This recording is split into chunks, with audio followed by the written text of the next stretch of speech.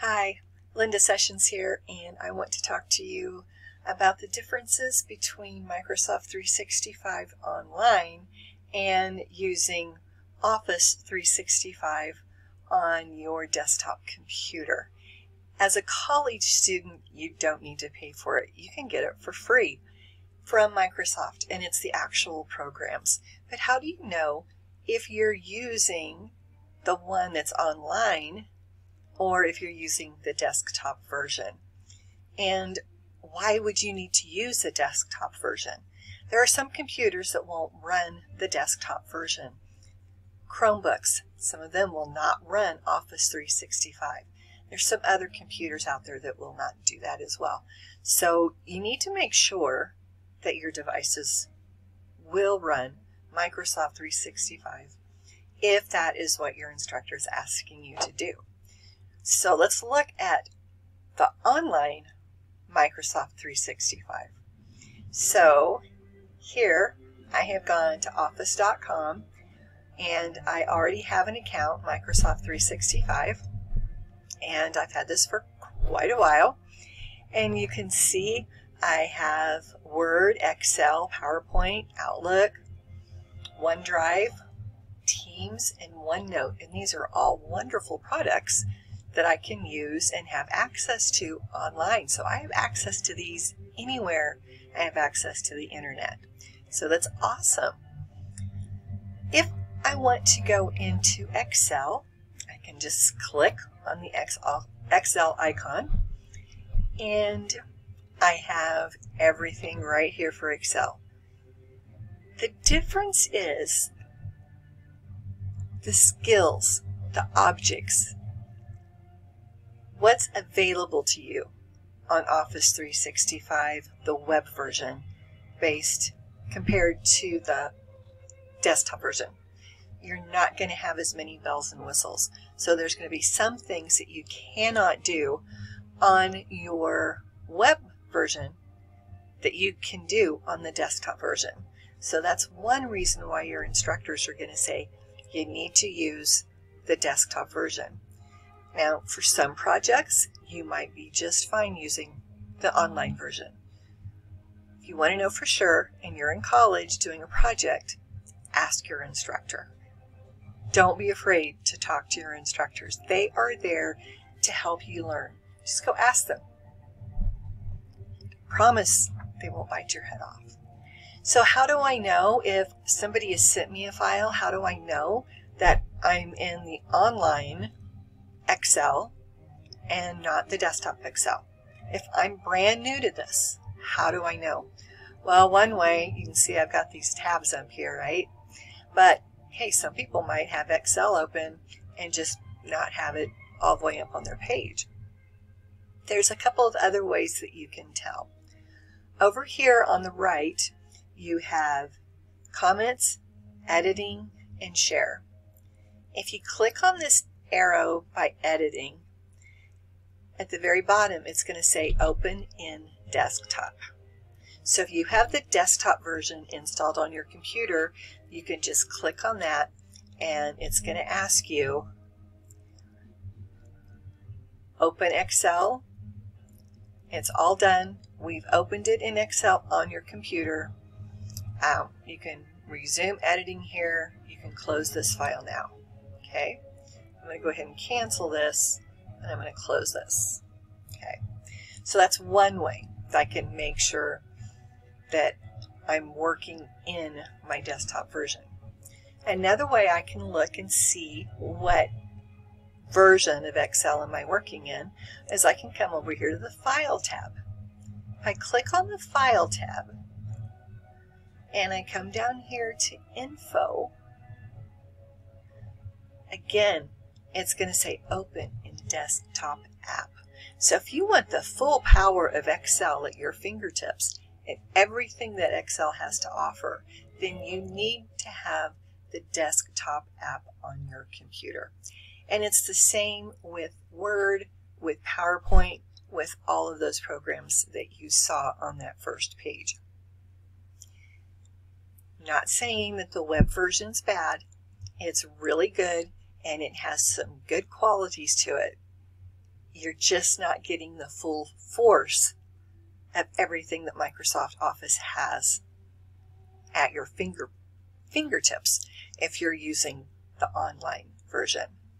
So how can you get that online version? Of course, you can click this Open in Desktop app if you have it on your computer. But if I come up here and I click on these little 9 dots, this is my app launcher, and I can come down here and go to Microsoft 365 and clear over here on the right, it says Install Apps. So this is one place that I can go. Now, if you're going to be paying for Office and installing 365, this is the way you would want to go. Need help installing, if you need some help in training, Microsoft has all sorts of help out there available to you. Not to mention, you can always Google it, go to YouTube, lots of help out there for you to do it. But if you're a student at a college, you can get Microsoft Office 365 for free, as long as you're a college student, and it's the real deal. It's not just bits and pieces of the program, it's the full power of the program, as long as you're a college student. So what I did was I did a Google search, Microsoft for college students, and so here is Microsoft.com, ENUS, education students. So they do have UK, other country, right? If you're in the US, you want to make sure you have the US education. And right here, students are eligible for Office 365 for education for free, including Word, Excel, PowerPoint, OneNote, Microsoft Teams, plus additional AI-powered classroom tools. All you need is a valid school email address. So if you are enrolled in a college, then you have a college email address. If you're not sure what yours is, ask your advisor, ask your instructor. They will help you find out what it is. Then you're going to just click right here on Get Started and just follow the prompts. Now at my school, if you need help with this, you can contact our IT department and they will help you get it loaded on your computer. Some computers, again, will not run Microsoft Office 365 on their on that computer. So like if you have a Chromebook, if you have an iPad, Microsoft does have versions for the iPad. They also have versions for the iPhone, but they are different than the PC versions. So you want to make sure with your instructor which version that you need to use for your class. I know in my class, we use the PC version. Now, Mac, Office for Mac, is also a little different than the PC version. So again, just to make sure you talk with your instructor and just make sure that you're using the correct program for your class. Now, once you have the program downloaded to your computer, there's also a really cool thing in all of your programs that's called the Info tab. So I'm going to go ahead and open up my Excel on my desktop. I'm going to open up a blank workbook. And just real briefly, up here, you see comments and share. You don't see that editing button. And that's because now I'm in my desktop version. I'm not online anymore. I'm on my desktop version. Another way I know that I'm in my desktop version is if I come over here and go to File. If I come to Info, now I have all sorts of different options. It doesn't say open in desktop app. If I click on this back arrow right here, you can also see that I have some different settings on my ribbon that I didn't have in the online version. Now, when your instructor gets to the Excel portion of your class, then more of this will be explained. But there is a difference between the online. Now, the Info tab, if I come over here to the File tab, so these are called across the top, then each one of these is a group. If I click on the File tab, if I scroll down to the Info tab, right over here, I can see the size. Now, I haven't saved this yet, so it's not giving me any size. And right here is where you can add a title. Now, when you add a title to your document, it can sometimes help you find that title. If you're working in a big company and you've got lots of different documents and you want to kind of keep some of them together, maybe you're working on a project and so you're working with the red group, so you're going to add a title. Maybe you're working on a marshmallow recipe. How do you spell marshmallow? I don't know. Let's do something I can know how to spell for sure. Chocolate. I'm doing a chocolate recipe. Okay. Never made marshmallows. I need to try that. And I'm on the red team. I'm just going to add a tag and I'm going to say red team. Or I can add that to the category. So that way, if I go to look and I need to find all the documents with the tag red team, I can do a search in that program and bring up all those files. Now on the dates, this is where your instructor can go in and they can look, because they can see all this information when they open up your file. They can see when you created it. They'll be able to see when you modified it or when it was last modified, and if you printed it. So you can go in and you can see when you actually worked on this document. Now down here on the related people, the author right here in this first one, it's going to be who is this program, who is this Microsoft Office program owned by, if you will. So this is mine, Linda Sessions, so it has LS. If I was at work, it would say WS, WSU Tech. So it would have a different name on it.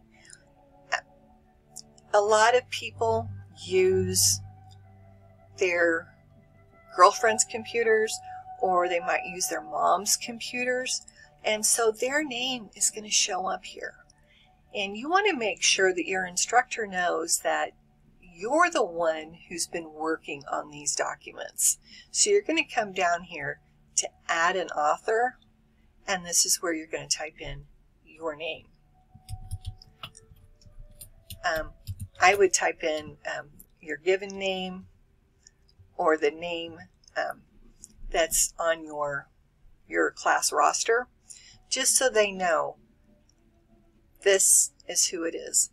And again, I haven't saved it yet, so I don't have a last modified. Now if I go to the show all properties, this is a lot more information too.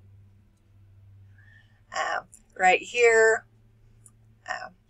I can add text, I can add categories, I can specify the subject. So if there's a specific class that I'm making these for, and I want to be able to go in and look for all of the documents that I did for Biology 101, I can go right here and I can type that in. And so if I need to go in and look for those files, then I can. If I'm doing this for a company, so I've got all of that information right in here. So if I come back up here and I click on this back arrow now, and if I'm ready to save it, I can go to File. I'm going to come down here to the Save button, or the Save As. Now the difference between the two, if you're happy with what you've named it and you know where you've saved it, then you're just going to use the Save button. But if you want to make sure you know where you saved it as, you're going to go to the Save As button. I, as a preference, always go down to this Browse. Now some people, they come up here because they know this is their OneDrive. This is my WSU Tech OneDrive. On your OneDrive accounts, you can get to them anywhere you have the internet. Awesome. But I have two OneDrives. I have a personal OneDrive and I have the work OneDrive. But I actually want to be more specific. I'm going to go to Browse, and then I can come up here and I can find exactly where I want to put it at. So I can come up here and I can go to Linda, my WSU Tech OneDrive. That's what this cloud means. I can go to my WSU Tech folder, and I actually have one for, let's just put it in my 24 fall folder. And whatever I need to name this document. Well, let's just call it Info tab with my last name. Always pay attention to see if your instructor maybe has a specific way they want you to name the document. And I'm going to hit Save. So now up here across the top, Info tab Sessions, saved. If I come back over here now to this File tab, I come back down to Info. Now you can see, lets me know how big it is. It was created at 233. It was last modified at 240. And it was last modified by Linda Sessions. So it could be, and that means it was last modified on this computer. Okay, so that's how your instructors or anyone can go into your file. When you submit this file to your instructor, when they open up the file, they can just go up to that File tab in the Info, and they have access to all of this information. So that is how you can make sure that you have the correct Microsoft 365, the desktop version, installed on your computer, and that is how you can use the Info tab to help you keep track of your documents and let you know how your instructor knows how much time you spent on a document, because I get asked that sometimes. How do you know I didn't spend any time on that? Well, here's where I found it at. So, if you have any questions about any of this, make sure you talk to your instructor. Don't be afraid to do a Google search. Microsoft.com has tons of information on how to use their programs. So, I'm Linda Sessions. That's how to use Microsoft.com.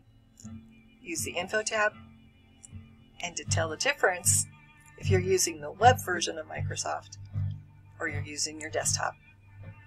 Have a great day.